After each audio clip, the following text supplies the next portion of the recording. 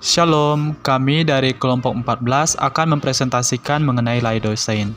Semoga penjelasan yang kami berikan dapat dipahami dan mudah dimengerti. Selamat mendengarkan. Lidocaine adalah salah satu obat bius atau anestesi lokal yang masuk dalam golongan amida. Lidocaine berguna untuk mencegah nyeri, di mana obat ini sering digunakan dalam tindakan-tindakan medis, seperti pada mulut dan gigi, hidung, laring, orofaring, saluran pernafasan, trakea dan bronkus, serta obstetrik dan ginekologi. Selain itu, lidocaine ini juga diberikan agar proses penghantar rangsangan yang dari pusat perifer itu terhambat. Lidocaine ini bekerja dengan mencegah saraf, mengirimkan sinyal rasa sakit ke otak, dan efek anestesi lidocaine ini melalui inhibisi kanal ion sodium, sehingga mencegah potensial aksi. Ketika digunakan sebagai suntikan, biasanya lidocaine ini mulai bekerja dalam 4 menit dan berlangsung dalam 30 menit hingga 3 jam. Biasanya lidocaine ini diberikan kepada pasien sebelum menjalani tindakan operasi yang diaplikasikan langsung ke kulit atau selaput lendir untuk mematikan rangsangan nyeri pada area tubuh tertentu. Nama generik dan nama paten. Nama generik dari obat lidocaine adalah lidocaine. Nama patennya Boraginol S.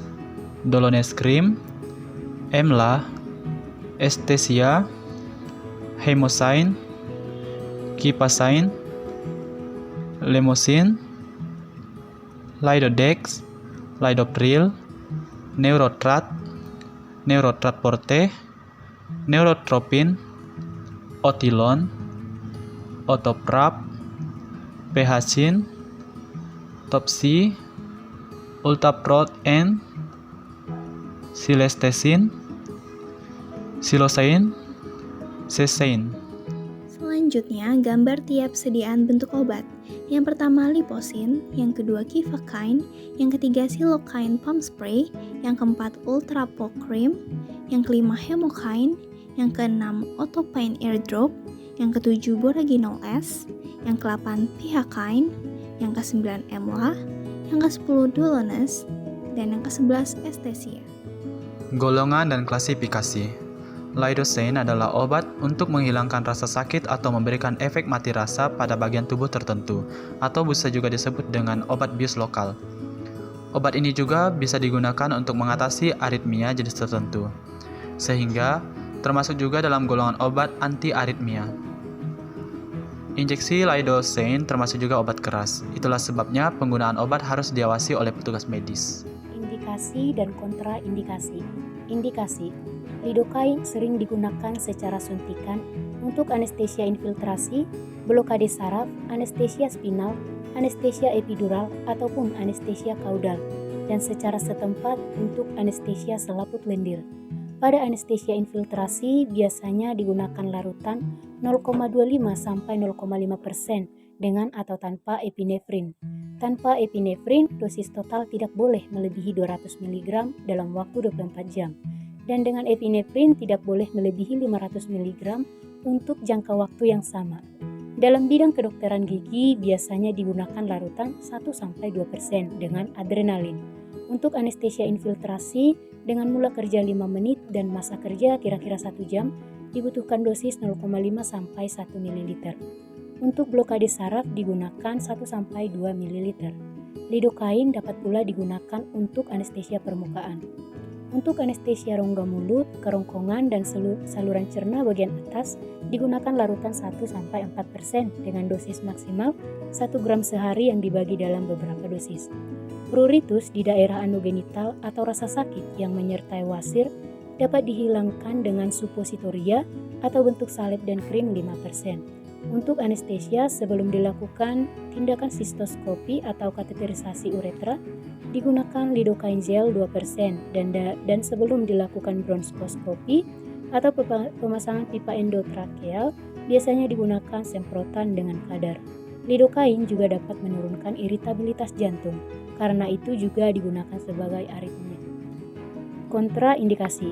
Penggunaan obat tidak dianjurkan pada kondisi yang pertama, hipersensitivitas atau memiliki alergi terhadap obat lidocaine atau anestesi lokal tipe amida lainnya. Kemudian hipovolemia yaitu kondisi jumlah darah dan cairan di dalam tubuh berkurang secara drastis. Selanjutnya blok jantung komplit yaitu kondisi medis berupa tersumbatnya aliran listrik yang menyuplai jantung. Selanjutnya blok sinoatrial, blok atrioventrikular, blok interventrikular yang tidak terpasang pacemaker atau alat pacu jantung. Selanjutnya untuk pasien yang gagal jantung kronik, selanjutnya yang mengalami sindrom Wolff-Parkinson-White, selanjutnya yang mengalami sindrom Adams-Stokes, dan yang terakhir untuk sediaan lidocaine topikal sebaiknya tidak digunakan pada kulit yang meradang atau yang sedang. Efek samping dari lidosin adalah untuk menghilangkan rasa sakit atau memberikan efek mati rasa pada bagian tubuh tertentu. Lidosin bekerja dengan cara menghambat sinyal penyebab nyeri sehingga mencegah timbulnya rasa sakit untuk sementara. Efek samping lainnya dari lidosin adalah menimbulkan efek mati rasa pada area kulit, meredakan rasa nyeri, gatal, ataupun pembengkakan pada kulit. Lidocaine adalah anestetik lokal kuat yang digunakan secara luas dengan pemberian topikal dan suntikan. Anestesia terjadi lebih cepat, lebih kuat, lebih lama, dan lebih ekstensif daripada yang ditimbulkan oleh procaine pada konsentrasi yang sebanding. Lidocaine merupakan aminotilamid dan merupakan prototip dari anestetik lokal golongan amida. Larutan lidocaine 0,5% digunakan untuk anestesia infiltrasi, sedangkan larutan lidocaine 1,0 hingga 2% digunakan untuk anestesia blok dan topikal. Anestetik ini efektif bila digunakan tanpa vasokonstriktor, namun kecepatan absorpsi dan toksisitasnya bertambah dan masa kerjanya pun lebih pendek. Lidocaine merupakan obat terpilih bagi mereka yang hypersensitif terhadap anestetik lokal golongan ester. Lidocaine dapat menimbulkan efek kantuk, dan sediaan lidocaine berupa larutan 0,5 hingga 5% dengan atau tanpa epinefrin dengan perbandingan 1:50.000 hingga 1:200.000. Lidocaine lebih cepat diserap dari tempat suntikan, saluran cerna, dan saluran pernafasan, serta dapat melewati sawar darah otak.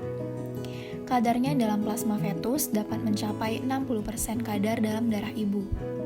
Dalam hati, lidocaine mengalami dialkilasi oleh enzim oksidase fungsi ganda atau mixed function oxidase, membentuk monotiglisin silidit dan glisin silidit yang kemudian dapat dimetabolisme lebih lanjut menjadi monotiglisin dan silidit. Kedua metabolit monotiglisin silidit maupun glisin silidit ternyata masih memiliki efek anestetik lokal. Pada manusia, 75% dari silidit akan diekskresi bersama urin dalam bentuk metabolit akhir, yaitu 4-hidroksi-2,6-dimetilanilin. Dosis lidocaine pada setiap orang dapat berbeda berdasarkan kondisi pasien dan bentuk obat yang diberikan. Berikut dosis lidocaine untuk orang dewasa. Yang pertama terdapat anestesi epidural, kemudian anestesi spinal, kemudian anestesi regional, kemudian anestesi pada area luar seperti kulit, rongga mulut, uretra, dan lain-lain. Anestesi pada area luar terdapat beberapa jenis. Yang pertama semprot, kemudian salep 5%, dan gel 2%. Kemudian pada wasir dan gatal pada dubur, terdapat supositoria. Kemudian terdapat tablet isap, tetes telinga, suntik darurat dosis 300 mg, dan suntik stabil. Nursing consideration, lidocaine meningkatkan efek tucanite dan mexiletine. Lidocaine ditingkatkan oleh cimetidine, beta blocker, phenytoin, quinidine, dan juga prosenamide. Periksa tekanan darah dan motor jantung sebelum pemberian lidocaine. Pantau tekanan darah dan motor jantung selama terapi dengan lidocaine. Dosis yang harus diberikan secara perlahan dengan IV dengan kecepatan 25 mg per menit. Jika pasien tampak marah atau gelisah, pertimbangkan toksisitas lidocaine.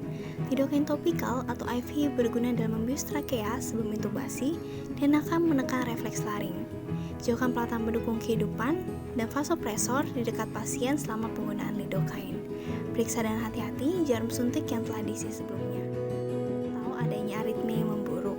Berikan injeksi intramuskuler hanya pada otot deltoid, oleskan gel lidocaine atau salep ke kain kasa atau perban sebelum dioleskan ke kulit. Pantau tanda-tanda vital, serta keratin serum dan elektrolit selama dan setelah terapi. Indeks keamanan kehamilan. Lidocaine termasuk kategori C dalam obat kehamilan. Menurut Alliance for the Improvement of Maternity Survive atau AIMS, lidocaine tidak disetujui oleh FDA untuk masalah kandungan. Lidocaine tidak disetujui untuk kehamilan, persalinan, ataupun menyusui.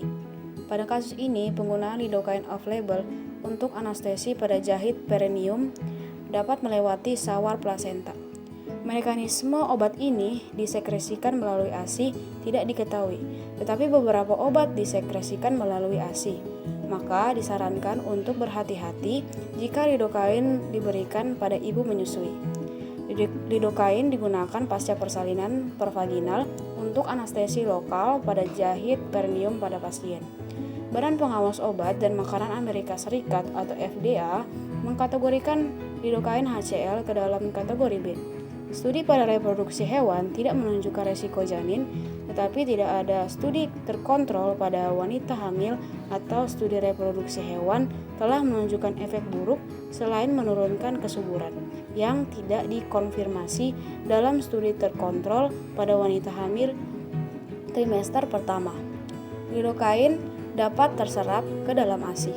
Bagi ibu menyusui, sebaiknya konsultasi terlebih dahulu kepada dokter sebelum menggunakan obat ini. Special Precaution Lidocaine atau peringatan obat lidocaine.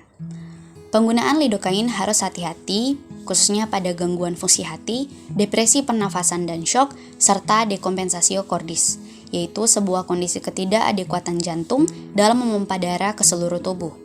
Selain itu, penggunaan lidocaine 2% intravena, penggunaannya dengan dosis rendah, efek yang ditimbulkan lidocaine yaitu sedasi, dan dengan dosis tinggi bisa menimbulkan serangan kejang. Selanjutnya, penggunaan lidocaine harus hati-hati pada pasien yang mengkonsumsi obat beta blocker, antidepresan trisiklik, dan penghambat oksidasi monoamin untuk mencegah terjadinya hipertensi berat.